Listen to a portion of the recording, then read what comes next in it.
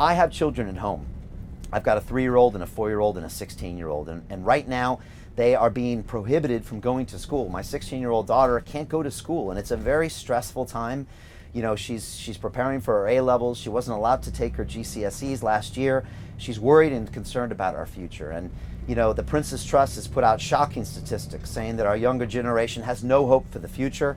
Their mental health is at really, really dangerous levels. And we're in Lambeth right now, and recently Linda Hayden, the boss of the voluntary group Lambeth TechAid in South London, said that the government's provision of laptops is quote-unquote a joke.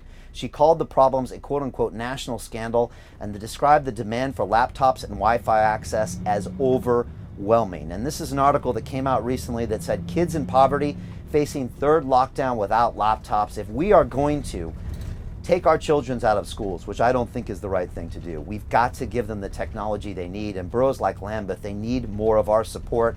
Linda, I appreciate you for putting these issues front and center, which is why my digital first policy, which is on my website, means free Wi-Fi for all of the citizens in London. Unfortunately, a lot of our more challenged boroughs and our lower income boroughs struggle. They don't have necessarily Wi-Fi. They don't have the technology they need.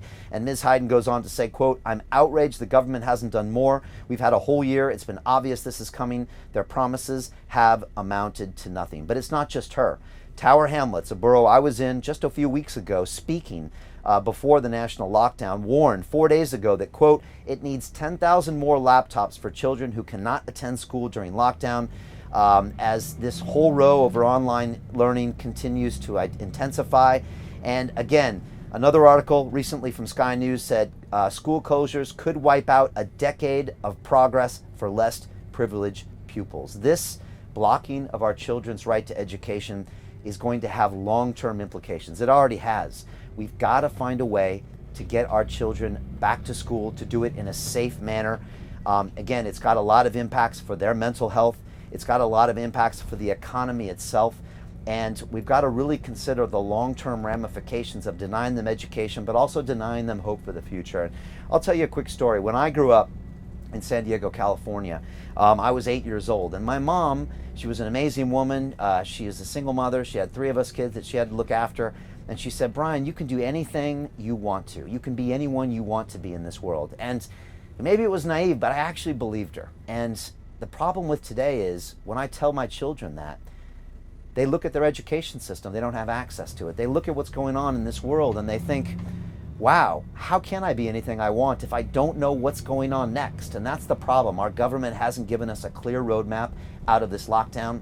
They haven't told us when we're getting back to school.